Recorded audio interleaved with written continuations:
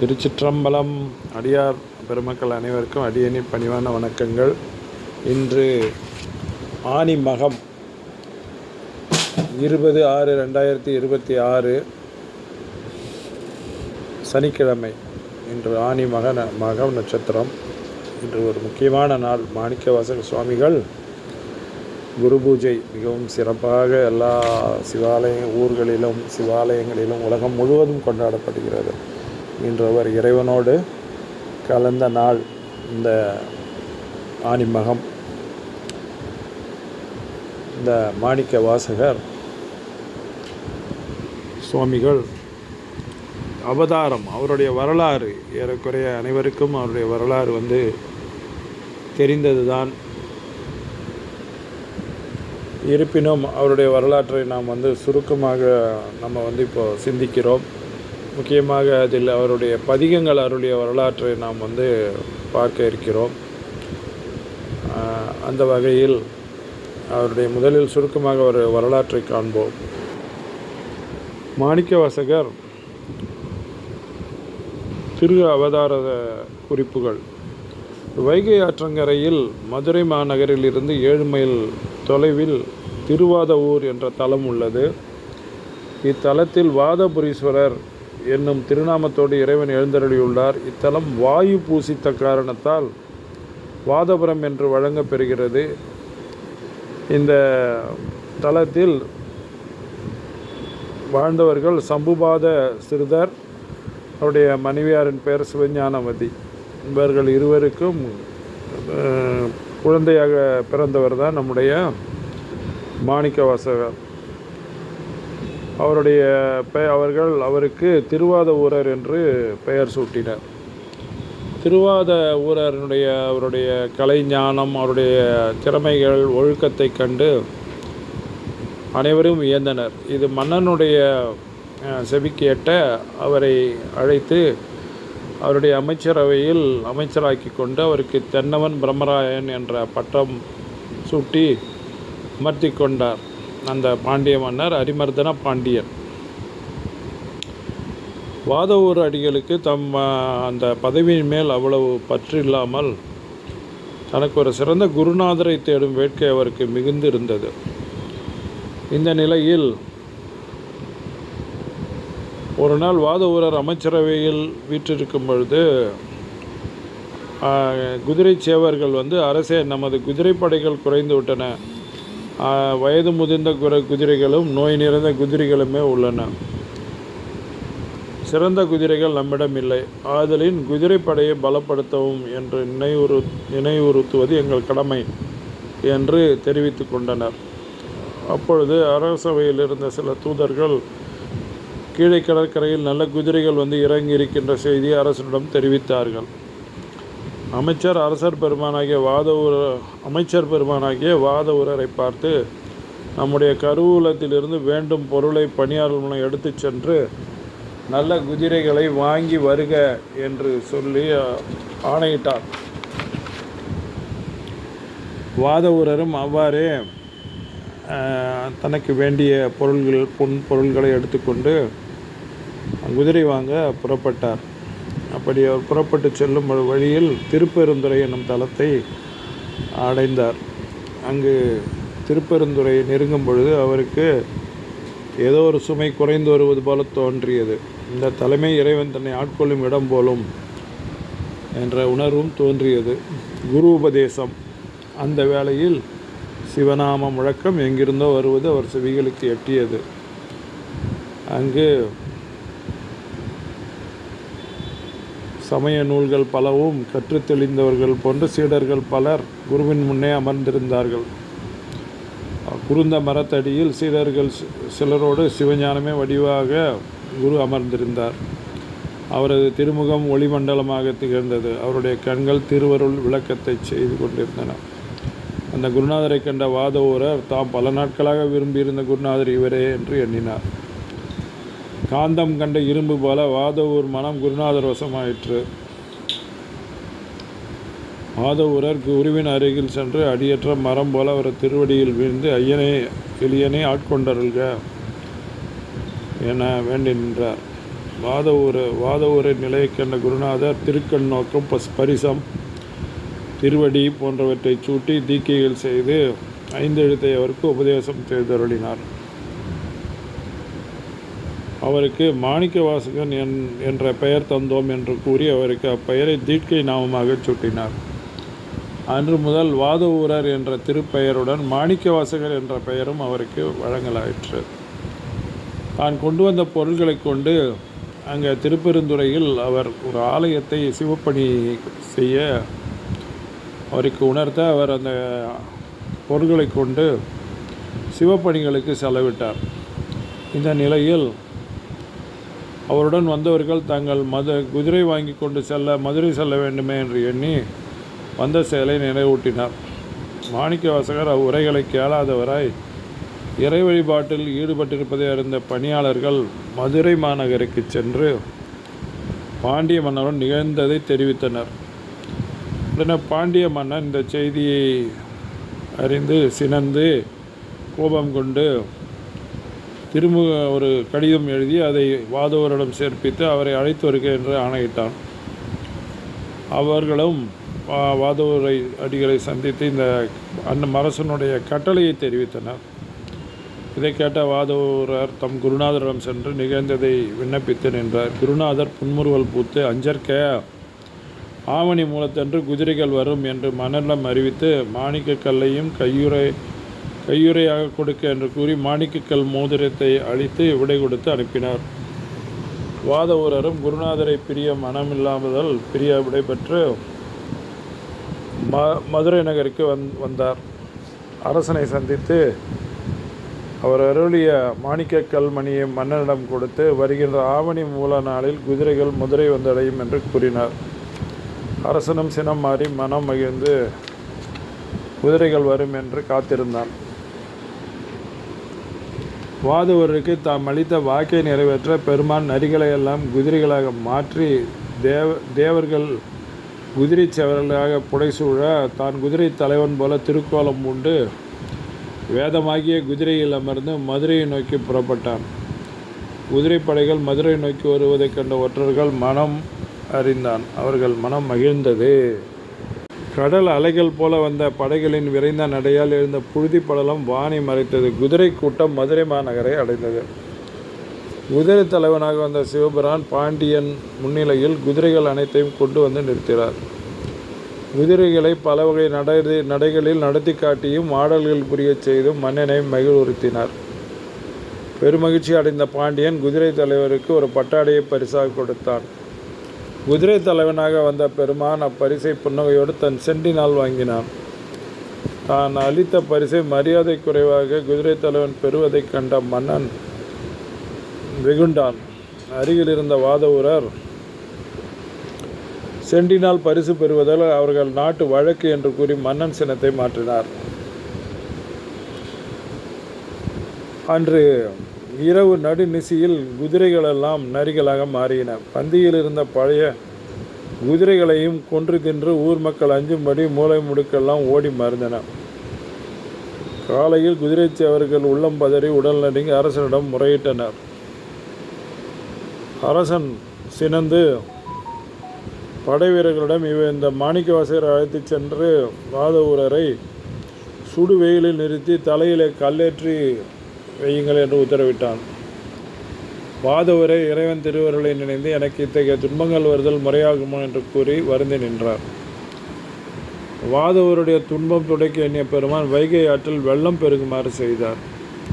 வைகையில் தோன்றிய பெருவெள்ளம் மதுரை மாநகர் முழுவதும் விரைந்து பரவத் தொடங்கியது.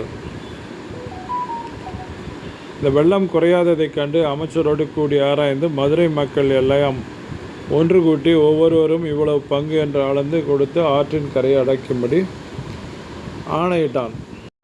அரசன் ஆணையை காவலர் ஊர் முழுதும் முரசறிவித்து தெரிவித்தனர். அந்நகரில் பிட்டு விற்று வாழ்க்கை நடத்தும் வந்தி எனும் மூதாட்டி தனக்கு அளவு செய்துவிட்ட ஆற்றின் பங்கை அடைக்க ஆள் கிடைக்காமல் வருந்தினாள். நாள்தோறும் ஆண்டவரிடம் அன்பு செலுத்தி வந்த அந்த வந்தி பாட்டியின் துன்பத்தை தவிர்க்க இறைவன் அவரிடம் கூலியால் போல தோன்றினான். யாரேனும் கூலி கொடுத்து என்னை வேலை ஆள் கொள்வார் உண்டோ என்று கூவிய வண்ணம் தன்னை வந்தடைந்த பணியாளனை கண்ட வந்தி மகிழ்ந்து, நீ எனக்கு கூலியாளாக வர வேண்டும். அவ்வாறு வந்து அந்த ஆற்றின் பங்கை அடைத்து தருவாயானால் நான் விரும்பி கேட்கும் பிட்டை கூலியாக தருகிறேன் என்று கூறினாள். அதற்கு இசைந்த அக்கூலியால் அவள் கொடுத்த பிட்டை வாங்கி உண்டு, தாயை என் பசி தீர்ந்தது, இனி நீ ஏவிய பணியை நான் செய்து முடிப்பேன் என்று அவள் பங்கை அறிந்து அதை அடைப்பதற்கு முற்பட்டான். வந்தி மேலும் அளித்த பிட்டை எடுத்துக்கொண்டு ஆற்றங்கரையை நோக்கி சென்றான். வேலையை தொடங்கிய வந்தியின் ஆலய சிவபெருமான் ஒரு சிறிது மண்ணை வெட்டி தன் திருமுடியில் எடுத்துச் சென்று கரையில் கொட்டிவிட்டு களைப்படைந்தவன் போல ஓய்வெடுத்து கொள்வதும் அந்த பணி செய்யாமல் இருந்தார். அங்கு வந்த மன்னன் இதை கண்டு கோபமுற்று அந்த கூலியாளை அழைத்து வரச் செய்து தன்னுடைய கை பிரம்பால் முதுகில் அடித்தான். அடித்த அளவில் கூலியாளாக வந்த சிவபெருமான் ஒரு கூடை மண்ணை உடைப்பில் கொட்டி மறைந்தான். வெள்ளமும் வற்றியது. பாண்டியன் அடித்த அப்பிரம்படி அரசன் மன்னன் அந்த சிவபெருமான் மேல் அந்த பாண்டியன் அடித்த பிரம்படியானது அரசன், அரசி, அமைச்சர், காவலாளர்கள் முதலிய எல்லோர் மேலும் பட்டது. அதை கண்ட உலகத்தில் உள்ள அனைத்து பொருள்களின் மீதும் அந்த அடிப்பட்டது. அது சமயம் ஒரு அசிரியர் வெளிப்பட்டு, எமது அடியான் மாணிக்கவாசகன் பெருமையை உலகறிய செய்யவே நாம் இந்த நிகழ்ச்சிகளை எல்லாம் செய்தோம். அவரை போற்றி நீ அவரை பெருவாழ்வு வாழ்வாயாக என்று அரசனும் ஏனையோரும் கேட்டனர். எனவே இறைவனுடைய திருவடி தொண்டு செய்ய என்னை உரிமையாக்குவதே உலக ஆட்சியை எனக்கு தருவதற்கு ஒப்பாகும் என்று வாதவூர் அடிகள் பாண்டியனிடம் கேட்டுக்கொண்டார். மன்னனும் அதற்கு இசைந்து அவர் விரும்பியவாறு அவர் செல்ல விடுத்து திருவருள் உணர்வோடு தம் அரண்மனைக்கு சென்றார். குருநாதர் பிரிவு. மீண்டும் தன் குருநாதரை அடைந்த வாதவூர் அடிகள் அடியவர் கூட்டத்தோடு கலந்து மகிழ்ந்திருந்தார். ஞான தேசிகனாய் வந்த பெருமான் தாம் கையிலைக்கு செல்ல வேண்டியதை சீடர்களுக்கு உணர்த்தி அவர்களை இன்புற்றிருக்குமாறு பணித்தார். அடியவர்கள் தம் குருநாதரை பிரிய மனமில்லாமல் பெரிதும் வருந்தினர். அதை கண்ட குருநாதர் அக்குருந்த மரத்தின் நிழலில் ஒரு தெய்வ பீடம் அமைத்து அதில் தம்முடைய திருவடிகளை எழுப்பி வழிபாடு செய்து வருவீர்களானால் ஒரு நாள் இக்கோயில் திருக்குளத்தில் தீப்பிழம்பு ஒன்று தோன்றும், அதில் அனைவரும் மூழ்கி எம்மை அடையலாம் என்று திருவாய் மலர்ந்து தம்மை பின்தொடர்ந்து வந்த அடியார்களை நிற்க என கட்டளையிட்டு கையிலை சென்றார். வாதவூர் அடிகள் மட்டும் அவரை பின்தொடர்ந்து சென்று கொண்டிருந்தார். அவரை கண்ட குருநாதர், நீ எம்மை பின்தொடர்ந்து வருதல் வேண்டா, உத்தரகோசம் மங்கை என்னும் திருப்பதிக்கு சென்று அங்கு எண்வகை சித்திகளை பெற்று திருக்கழுக்குன்றம் முதலான தலங்களை தரிசித்து பின்னர் தில்லை வருவாயாக என்று கூறி சென்றார். மாணிக்கவாசகரும் அவ்வாறே திருப்பெருந்துறையில் குருந்த மரத்தின் கீழ் ஒரு தெய்வப்பீடம் அமைத்து அதில் குருநாதரின் திருவடிகளை எழுந்தருளச் செய்து அடியார்களோடு தாமும் வழிபட்டு வரலானார். இந்நிலையில் மாணிக்கவாசகர் திருவருட்போகத்தில் திளைத்து வரும் நாளில் நமச்சிவாய வாழ்க என தொடங்கும் சிவபுராணம், அற்புதப்பத்து, அதிசயப்பத்து, குழைத்தப்பத்து, சென்னிப்பத்து, ஆசைப்பத்து, வாழாப்பத்து, அடைக்கலப்பத்து, செத்திலாப்பத்து, புணர்ச்சிப்பத்து, அருட்பத்து, திருவார்த்தை, எண்ணப்பதிகம், திருவெண்பா, திருப்பள்ளி எழுச்சி, திருவேசரவு, ஆனந்தமாலை, உயிருண்ணிப்பத்து, பிரார்த்தனைப்பத்து, திருப்பாண்டிப்பதிகம், பண்டாய நான்மறை முதலிய பதிகங்களை திருவாய் மலர்ந்தருளி அடியார் கூட்டத்துடன் பல நாள் திருப்பெருந்துறையில் எழுந்தருளியிருந்தார். ஒரு நாள் திருக்குளத்தில் தீப்பிழம்பு தோன்றிற்று. அடியார்கள் அனைவரும் ஐந்தெழுத்தை ஓதிக்கொண்டு அதில் மூழ்கினர். பெருமான் அம்மையப்பரை இடப வாகனத்தில் எழுந்தருளி அருட்காட்சி வழங்கி அருளினான். அடியார்கள் அனைவரும் மூழ்கி சிவகணங்களாயினர். மாணிக்கவாசகர் இவ்வேளையில் ஒன்றை மர நிழலில் சிவயோகத்தில் அமர்ந்திருந்தார்.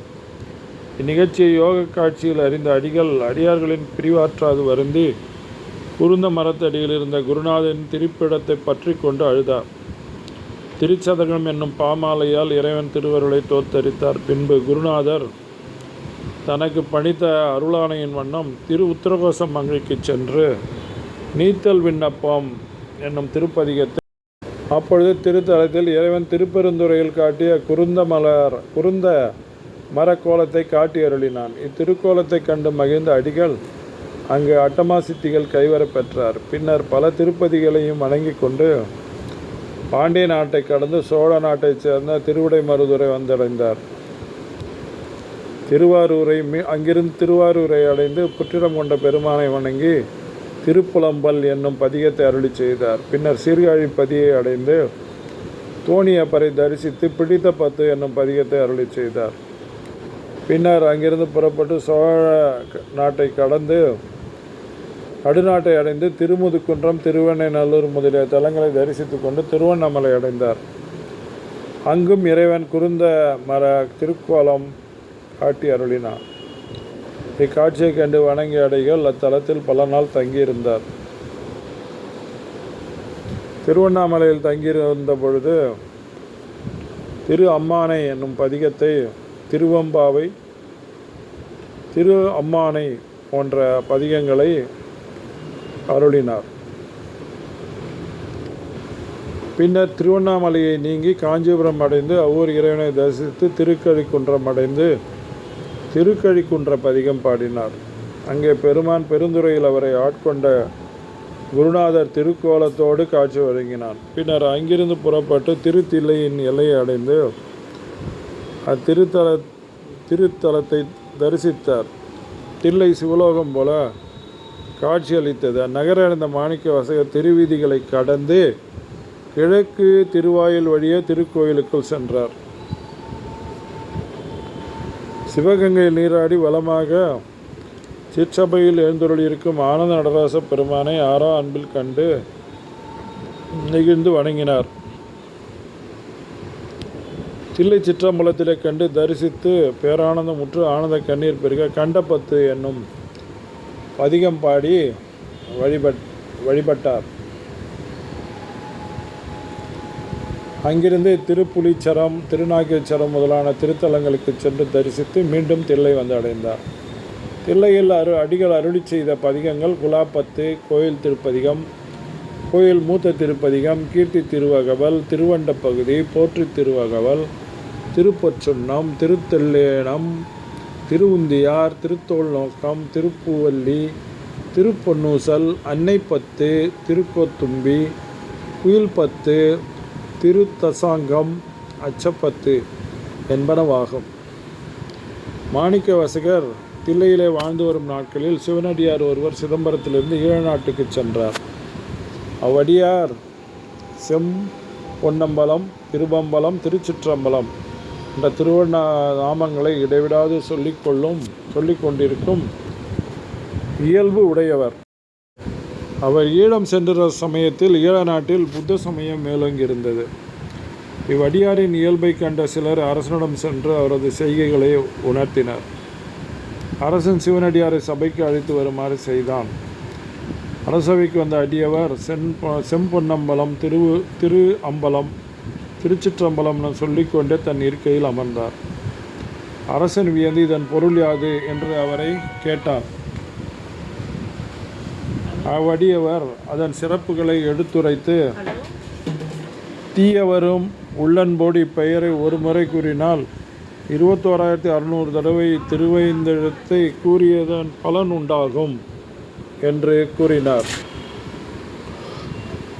அங்கிருந்த புத்த சமய ஆச்சாரியார் சிவனடியார் கூறுவதை கேட்டு சினந்து, அவர் எங்கள் புத்தனை தவிர வேறு தெய்வம் உண்டோ? அதனால் தான் தில்லைக்கு சென்று சைவத்தை வென்று புத்தனே கடவுள் என்று நிலநாட்டி வருவேன் என்று சூளுரைத்து எழுந்தான்.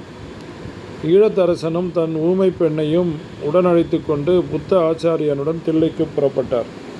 தில்லையை அடைந்த புத்த குரு, அரசன் முதலானோர் திருக்கோவிலை அடைந்து அக்கோவில் மண்டபம் ஒன்றில் அமர்ந்தனர். கோவில் காப்பாளர் அவர்களை அணுகி இங்கு தங்குதல் கூடாது என்று கூறினார். அதை கேட்ட புத்த குரு, யாம் உங்கள் சமயத்தை வென்று எங்கள் சமயத்தை இங்கே நிலைநாட்ட வந்துள்ளோம் என்று வாதத்திற்கு அறை கூவினர். அந்த சூளுரை தில்லைவாழ் அந்தணர்களுக்கும் எட்டியது. அவர்கள் சோழ மன்னனுக்கு இந்த நிகழ்ச்சியை தெரிவித்தனர். அன்றிரவு தில்லைவாழ்ந்தனர்கள் அனைவரும் புத்த மத குருவை எவ்வாறு வெல்வது என்ற கவலையுடன் தில்லை சிற்றம்பலம் எண்ணி வணங்கி துயில் கொண்டனர். நடராஜ பெருமான் அவர்கள் கனவில் எழுந்தருளி, தில்லையின் கீழ்வால் சிவயோகத்தில் அமர்ந்து தவமியற்றி வரும் தம் அடியவனாகிய மாணிக்க வாசகனை அழைத்து வந்து இப்புத்த குருவோடு வாதிடச் செய்க, அவன் அவருடைய வெல்வான், கவலையற்க என்று தெரிவித்தார். மறுநாள் தாம் கண்ட கனவை ஒவ்வொருவரும் சொல்லிக்கொண்டு மாணிக்க வாசகர் எழுந்தருள்ள தவச்சாலையை அடைந்து, அடிகளே, நம் சைவ மதத்தை அழித்து அந்த புத்த மதத்தை நிலைநாட்டும் எண்ணத்துடன் ஈழநாட்டு மன்னனும் புத்த மத குருவும் வந்துள்ளனர். தாங்கள் வந்து அவர்களை வாதில் வென்று நம் சமயத்தை நிலைநிறுத்த வேண்டும் என்று அழைத்து தாங்கள் அனைவரும் கண்ட ஒரே மாதிரியான கனவையும் அவரது விருப்பத்தையும் தெரிவித்தனர். மாணிக்கவாசகர் அதற்கு சம்மதித்து தில்லை மூவாயிரருடன் திருக்கோவில் சென்று ஆனந்தக்கூத்தனை வணங்கி அவன் அருள் பெற்று புத்தமத குரு இருந்த மண்டபத்தை அடைந்தார். தீயவர்களை காண்பது தீயது என்று எண்ணி அவர்களுக்கு எதிரே ஒரு திரையிடச் செய்து தான் மறுபக்கத்தில் அமர்ந்தார். சோழ மன்னனும் மறையோரும் புலவர்களும் அந்த அவையில் கூடியிருந்தனர். சோழன் மாணிக்கவாசகரை பணிந்து புத்தர்களை வாதில் வென்று நம் சமயத்தை நிலைபெறச் செய்வது தங்கள் கடமை, தோல்வியுற்ற புத்தர்களை முறை செய்வதும் என் கடமை என்று வேண்டிக் கொண்டார். பின்னர் மாணிக்கவாசகர் புத்த குருவை விழித்து வந்த காரியம் என்ன என்று வாதத்தை தொடங்கினார். வாதம் தொடர்ந்து நடைபெற்றது. மாணிக்கவாசகர் எத்தனை உண்மைகளை எடுத்து உரைத்தாலும் அவை புத்த குருவின் செவிகளில் ஏறவில்லை.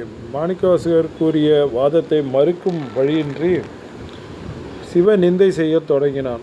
அதை கண்ட மாணிக்கவாசகர் கலைமகளை வேண்டி,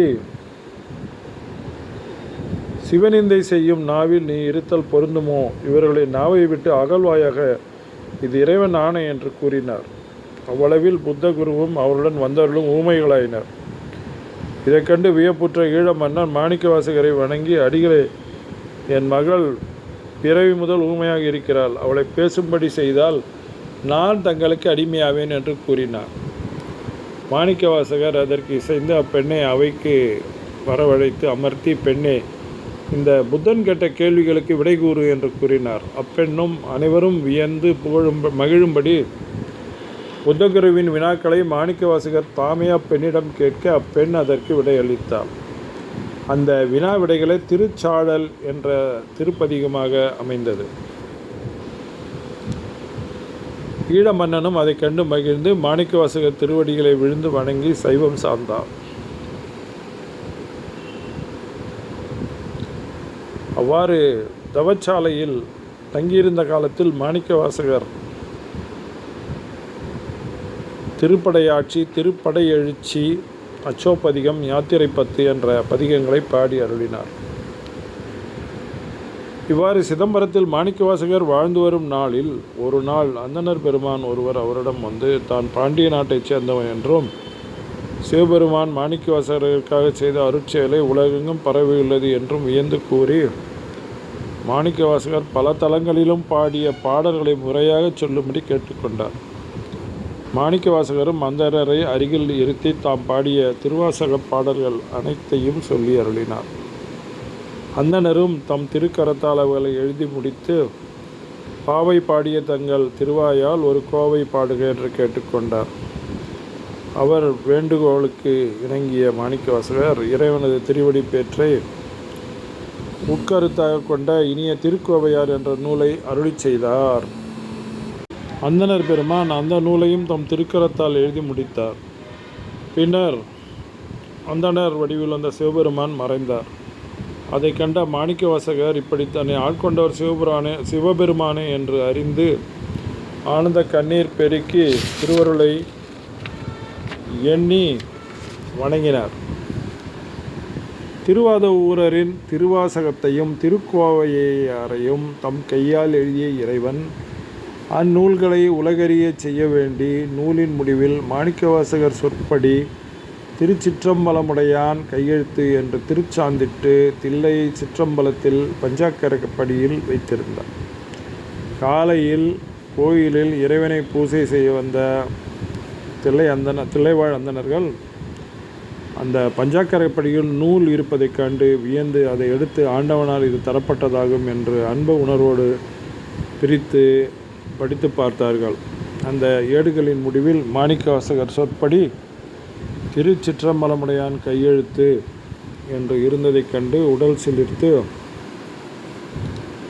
இறைவன் திருவருளை பெறுவதற்குரிய நூல்களில் இது தலையானது என்று புகழ்ந்து இந்த நூலை பாடிய மாணிக்கவாசகரை சென்று கண்டு வணங்கினர்.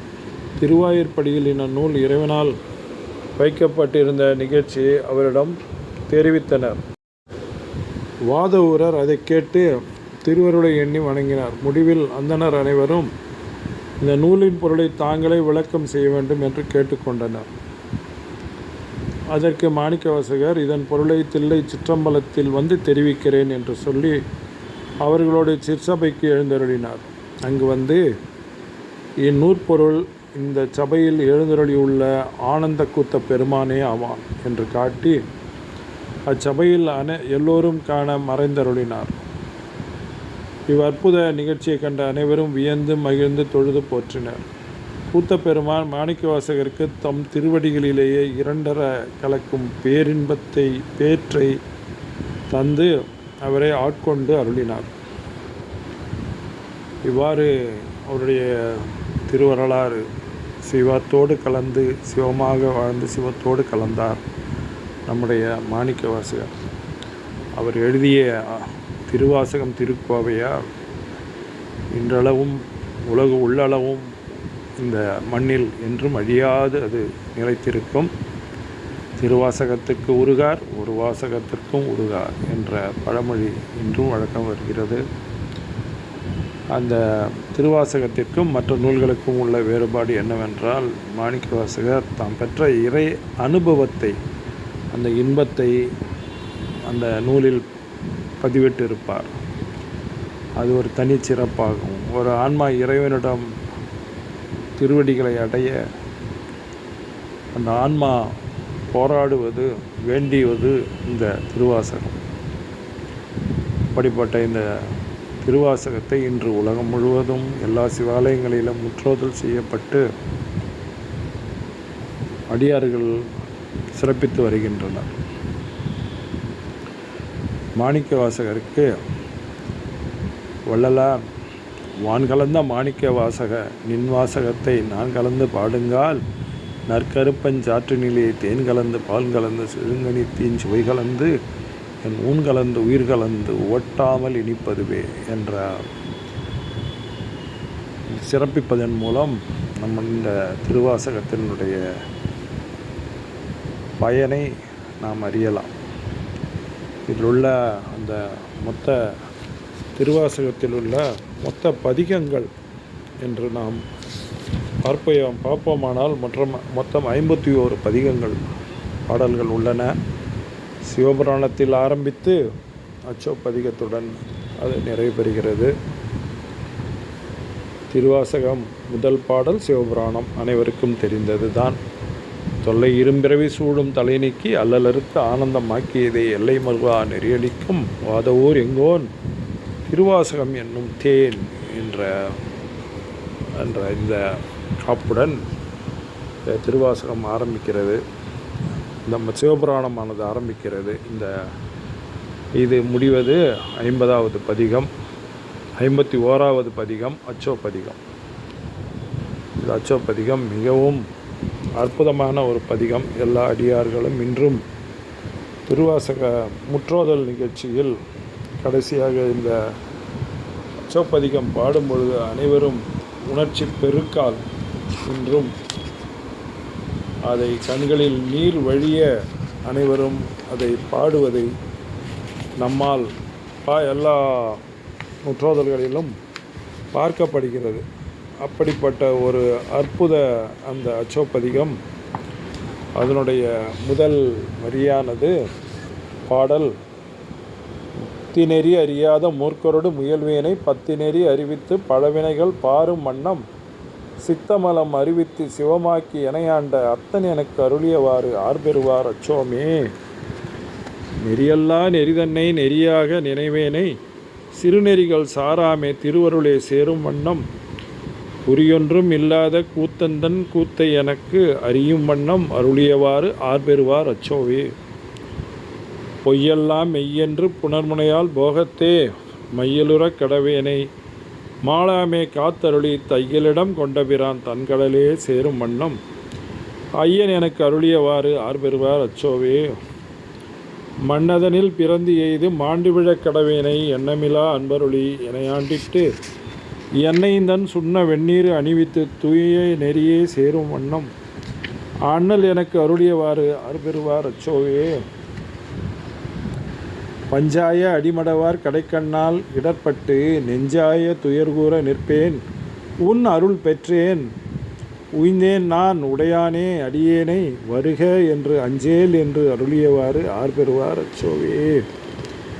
வெந்துவிடும் உடற்பிறவி மெய்யென்று வினைபெருக்கி கொந்துகுழல் கோல்வளையார் கூவிமுலை மேல் வீழ்வேனை வந்த மறுத்து எனையாண்டு பரிசரை என் துரிசு மறுத்து அந்தமெனக்கு அருளியவாறு ஆர்பெறுவார் அச்சோவே. தையலார் மையலிலே தாழ்ந்து விழக் கடவேனை பையவே கொடுபோந்து பாசமெனும் தாழுருவி உயிநெறி காட்டு வித்திட்டு ஓங்காரத்து உட்பொருளை ஐயன் எனக்கு அருளியவாறு ஆர்பெறுவார் அச்சோவே. சாதல் பிறப்பு எனும் தடஞ்சுழியில் தடுமாறி காதலின் மிக்கு அணிழையார் கலவியிலே விழுவேனை மாதொரு கூறு உடையபிரான் தன்கடலே சேரும் வண்ணம் ஆதி எனக்கு அருளியவாறு ஆர்பெறுவார் அச்சோவே. செம்மை நலம் அறியாத சிதடரொரும் திரிவேனை மும்மை மலம் அறிவித்து முதலாய முதல்வன்தான் நம்மையும் ஓர் பொருளாக்கி நாய் சிவிகை ஏற்றுவித்த அம்மை எனக்கு அருளியவாறு ஆர்பெறுவார் அச்சோவே. நம்மையும் ஓர் பொருளாக்கி நாய் சிவிகை ஏற்றுவித்த அம்மை எனக்கு அருளியவாறு ஆர்பெறுவார் அச்சோவே என்ற இந்த பாடலுடன் இந்த அச்சோப்பதிகம் நிறைவு பெறுகிறது. இதனுடைய கடைசி 51வது பதிகம். முதல் பாடலில் அவர் ஆரம்பித்தது நமச்சிவாய வாழ்க நாதன் தாழ்வாழ்க இமைப்பொழுதும் என் நெஞ்சில் நீங்காதான் தாழ்வாழ்க என்ற ஒரு அந்த அற்புத வரிகளுடன் அந்த சிவபுராணத்தை ஆரம்பித்தார். அதை இமைப்பொழுதும் நீங்காமல் தாழ்வாழ்க என்ற வரியினுடைய அற்புதத்தை உணர்ந்து ஜியு போப் அவர்கள் இந்த திருவாசகத்தை ஆங்கிலத்தில் மொழிபெயர்த்தார். வெளிநாட்டுக்காரரான அந்த ஆங்கிலேயர் ஜியு போப் அந்த திருவாசகத்தை ஆங்கிலத்தில் மொழிபெயர்த்த பெருமை நம்முடைய திருவாசகத்திற்கு உண்டு. அப்படிப்பட்ட இந்த திருவாசகத்தை இன்ற நாளில் நாம் சிந்திக்கும் போது மிகவும் நாம் அனைவரும் மகிழ்ச்சி அடைகிறோம். இந்த திருவாசகத்தை திருக்கோவையாரை 8ஆம் திருமுறையாக நம்முடைய 12 திருமுறைகளில் 8ஆம் திருமுறையாக வைத்துள்ளார்கள். அப்படிப்பட்ட சிறப்புக்கு உரியது திருவாசகம் என்று சொல்லி இந்த அளவில் இந்த மாணிக்கவாசகர் வரலாறை நிறைவு செய்கிறோம். அனைவரும் இந்த திருவாசகம் புத்தகம் எல்லா இல்லங்களிலும் திகழ வேண்டும். அதில் உள்ள பதிகங்களை நாம் படித்து நம்முடைய உலகியல் துன்பங்களில் இருந்து நாம் விடுபட்டு இறைவனுடைய திருவடி நிழலில் நம்மை கொண்டு போய் இளைப்பாற செய்வதற்கு இந்த திருவாசகம் கண்டிப்பாக ஒரு பாலமாக அமையும் என்பதில் எந்தவிதமான சந்தேகமும் இல்லை. அந்த அளவில் இந்த திருவாசகத்தை பற்றிய என்னுடைய இந்த கருத்தை நிறைவு செய்கிறேன். நன்றி, வணக்கம். திருவாசகம் பற்றிய இந்த சிறிய குறிப்பை வழங்க வேண்டியுள்ளது. திருவாசகம் மொத்தம் 658 பாடல்களை கொண்டது. இது 51 பதிகங்களாக உள்ளது. முதல் பதிகம் சிவபுராணத்தில் ஆரம்பித்து அச்சோப்பதிகத்தில் நிறைவு பெறுகிறது. இந்த 658 என்ற பாடல் எண்ணிக்கையில் உள்ள ஒரு தத்துவம் வாழ்க என்று 6 முறை வருகிறது சிவபுராணத்தில். அதாவது சிவபுராணம் ஆரம்பிப்பது நமச்சிவாய வாழ்க, நாதன் தாழ்வாழ்க, இமைப்பொழுதும் என் நெஞ்சில் நீங்காதான் தாழ்வாழ்க, கோகழி ஆண்ட குருமனிதன் தாழ்வாழ்க, ஆகமம் ஆகி நின்று அன்னிப்பான் தாழ்வாழ்க, ஏகன் அநேகன் இறைவனடி வாழ்க என்ற 6 முறை வாழ்க என்று வருகின்றது. அடுத்ததாக வெல்க என்ற முடியும் வரிகள் 5. வேகம் கெடுத்தாண்ட வேந்தனடி வெல்க, பிறப்பருக்கும் பிஞ்சகன்றன் பெய்கடல்கள் வெல்க, புறத்தார்க்கு செய்யோந்தன் பூங்கடல்கள் வெல்க, கரங்குவிவார் உள்மகிழும் கோன்கடல்கள் வெல்க, சிறங்குவிவார் ஓங்குவிக்கும் சீரோன் கடல் வெல்க. இது வெல்கன்றது 5 முறை வருகின்றது. அடுத்ததாக போற்றி, ஈசனடி போற்றி, எந்தையடி போற்றி, தேசனடி போற்றி, சிவன் சேவடி போற்றி, நேயத்தியன் என்ற நிமலனடி போற்றி, மாய பிறப்பருக்கும் மன்னனடி போற்றி, சீரார் பெருந்துரை நம் தேவனடி போற்றி, ஆறாத இன்பம் அருளும் மலை போற்றி. இது மொத்தம் 8 முறை வருகின்றது. ஆக வாழ்க என்பது 6 முறையும், வெல்க என்ற வார்த்தை 5 முறையும், போற்றி 8 முறையும் வருகின்றது இந்த சிவபுராணத்தில். ஆக மொத்த சிவபுராண பாடல் எண்ணிக்கை 658. அதே போல் வரி எண் 32 மெய்யே உன் பொன்னடிகள் கண்டின்று வீடுற்றேன் என்ற வரி 32வது வரி. மாணிக்கவாசகர் வாழ்ந்த காலம் 32 ஆண்டுகள். இது இந்த பாடலில் ஒரு குறிப்பாக வருகின்றது. அதே போல் இந்த பாட்டை சிவபுராணத்தை பாடினால் அதனுடைய பயனும் சொல்லப்பட்டிருக்கிறது. இந்த இறுதி வரிகளில் சொல்லிய பாட்டின் பொருளுணர்ந்து சொல்லுவார் செல்வர் சிவபுரத்தின் உள்ளார் சிவனடிகீழ் பல்லோரும் ஏத்த பணிந்து என்ற இந்த பாடலை பொருள் உணர்ந்து பாடுவோர்கள் சிவனடிகீழ் சிவபுரத்தில் பல்லோரும் வணங்கத்தக்க வகையில் இருப்பார்கள் என்ற பயனும் கூறப்பட்டுள்ளது. ஆக இந்த நூல், இந்த திருவாசகத்தை பாடல்களின் இந்த மாதிரி எண்ணிக்கையில் உள்ளது. பாடல்கள் 10 பதிகங்கள், சிலதிலும் 20 மற்றும் 100, 50 என்ற வகையில் பல பதிகங்களை அவர் பாடியுள்ளார் என்று கூறி நிறைவு செய்கிறேன். நன்றி, வணக்கம். இன்று 21/6/2026 ஞாயிற்றுக்கிழமை. வெங்கல் கிராமம், திருநின்றவூரை அடுத்த அந்த வெங்கல் கிராமத்தில் உள்ள சிவலோக திருமடத்தின் தியானவனம் சென்று அங்கு புதிதாக நிறுவப்பட்டுள்ள திருவாசக திருக்கோயில் குடமுழுக்கு விழா இன்று சிறப்பாக நடைபெற்றது. அந்த விழாவை பவானி அடியார்கள் சிறப்பாக அந்த 3 நாள் வேள்வி மற்றும் குடமுழுக்கை சிறப்பாக நடத்தி கொண்டிருந்தார்கள். இன்று வாதவூர் அடிகளை அங்கு சந்தித்து அவருக்கு பொன்னாடை அணிவித்து மரியாதை செலுத்தினோம். அதேபோல் தியானேஸ்வரர், அந்த வனத்தில் உள்ள தியானேஸ்வரரை தரிசித்து வணங்கி போற்றி மகிழ்ந்தோம். அப்படிப்பட்ட அந்த அருமையான ஒரு திருக்கோயில் இங்கே அமைய பெற்றது நம்முடைய காலத்தில் மிகவும் மகிழ்ச்சி அளிக்கிறது. இந்த திருவாசக சொற்பொழிவின் பொழுது நான் அந்த வழங்கி அந்த வரலாற்றுடன் இதையும் இணைத்துள்ளேன். பார்த்து அனைவரும் மகிழவும். நன்றி. நிறைய விழுந்து வணங்க வேண்டியது எச்சாருன்னு சொல்லி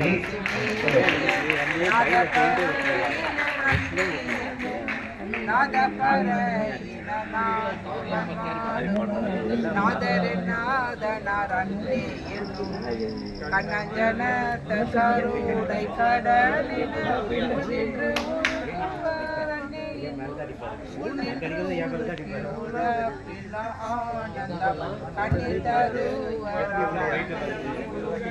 நித்தமனால நிரம்ப அழகிய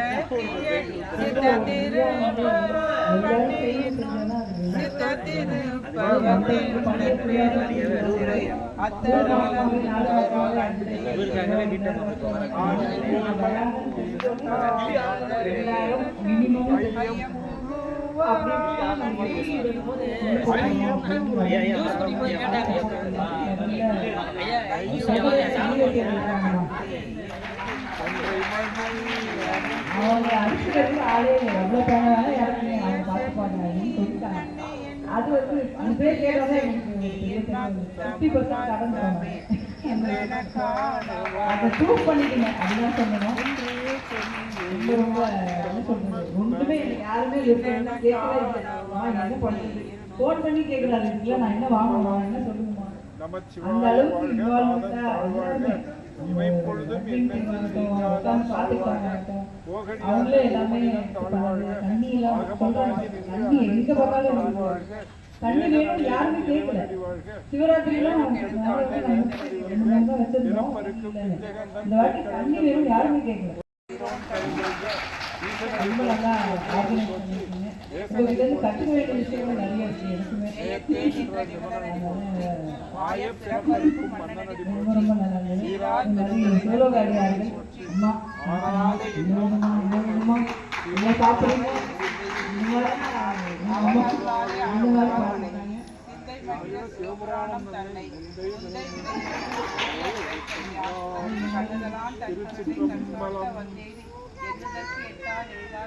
அதே மாதிரி நேற்று வந்து பை போடுற விஷயம் 3000 பை போடணும் அப்படின்னு பிளான் பண்ணோம். எப்படி முடிச்சாங்கன்னே தெரியல. நாங்கள் கணக்கு போட்டு வந்ததுக்குள்ள பை முடிச்சு ரெடியா நிற்குது. இந்த அளவுக்கு எல்லாருமே அந்த இன்வால்வ்டா ரொம்ப நல்லா பண்ணியிருந்தாங்க. என்ன சொல்றது, இந்த பிரம்மாண்டத்துக்கும் பிரம்மாண்டம் செய்கிற மாதிரி இவ்வளோ அடியார்கள் வந்து கிடைச்சது பெரிய பாக்கியமா நினைக்கிறேன். சீலவத்தில் அந்த உறவை வந்து தொடர்ந்து நிறைய விழாக்கள் பண்ணணும், நல்ல பிளான் பண்ணணும்.